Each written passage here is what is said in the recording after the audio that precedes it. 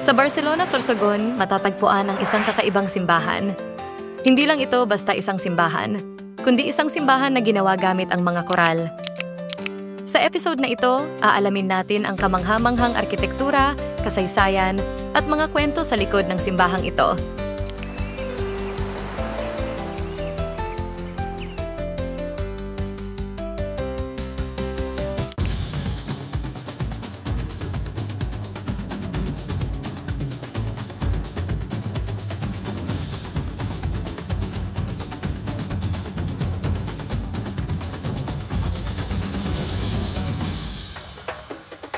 Nagsimula ang pagtatayo ng Barcelona Church noong 1865 sa panahon ng kolonyal na pamamahala ng mga Kastila.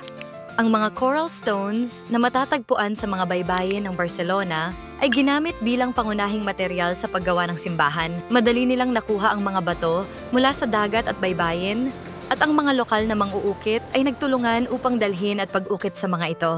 Bukod sa pagiging matibay, ang coral stones ay nagbigay din ng koneksyon sa kalikasan at sa mga tao ng Barcelona na may matinding ugnayan sa dagat.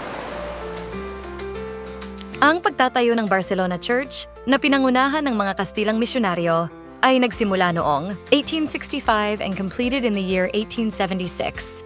Ang mga manggagawa ay gumagamit ng mga simpleng kasangkapan para sa pag-ukit at pagbuo ng mga coral stones. Pagkatapos, ang mga bato ay dinala sa site ng simbahan, kung saan pinagsama ang mga ito gamit ang mortar na gawa sa apog, buhangin at tubig. Habang ang simbahan ay pinapalakas ng mga Kastilang arkitekto at misyonaryo, ang mga lokal na manggagawa ay nagsikap para matapos ang simbahan na magagamit ng buong komunidad. The use of coral stones wasn't just practical but also deeply symbolic.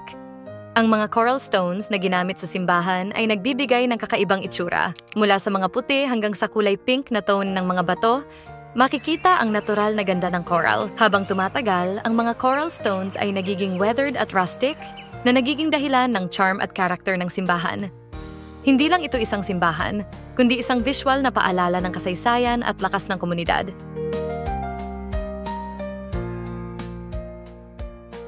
Ang Presidencia Building sa Barcelona, Sorsogon, ay itinayo noong panahon ng mga Kastila bilang pangunahing pook ng pamahalaan sa bayan. Itinatag ito upang magsilbing opisyal na sentro ng administrasyon sa ilalim ng kolonyal na pamamahala ng Espanya.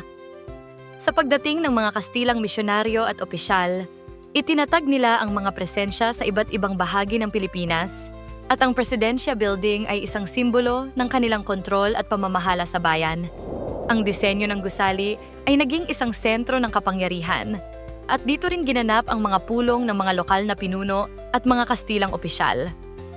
Sa panahon ng Rebolusyong Pilipino, ang Presidencia Building ay naging saksi sa mga mahahalagang kaganapan. Bagamat nagiging bahagi ng sentro ng pamahalaan, nagkaroon din ito ng simbolikong kahalagahan sa mga Pilipinong lumaban para sa kalayaan. Sa pagdaan ng panahon, at sa epekto ng mga natural na sakuna at digmaan, ang Presidencia Building ay nawasak, at ang mga natirang piraso ng gusali ngayon ay nagsisilbing alaala ng makulay na kasaysayan ng bayan ng Barcelona.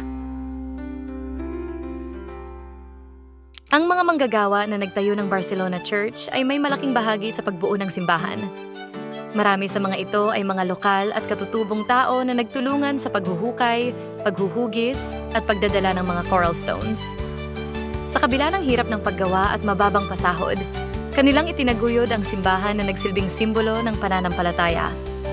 Through the coral stones etched with history and resilience, the Barcelona Church stands not just as a structure, but as a testament to the strength, faith, and unity of a community.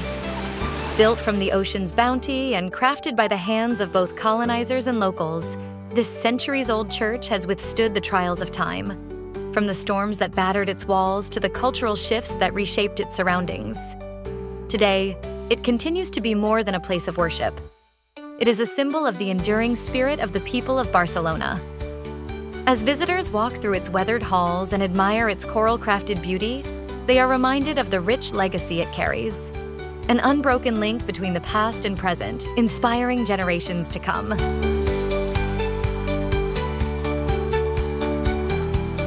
Isa ang Sorsogon sa mga must-visit na destination na ino-offer ng Travel to Bicol, kung saan matutuklasan mo ang mga nakatagong ganda at kakaibang karanasan na tiyak ay magpapamangha sa'yo. Pwede mo na itong puntahan ng walang hassle.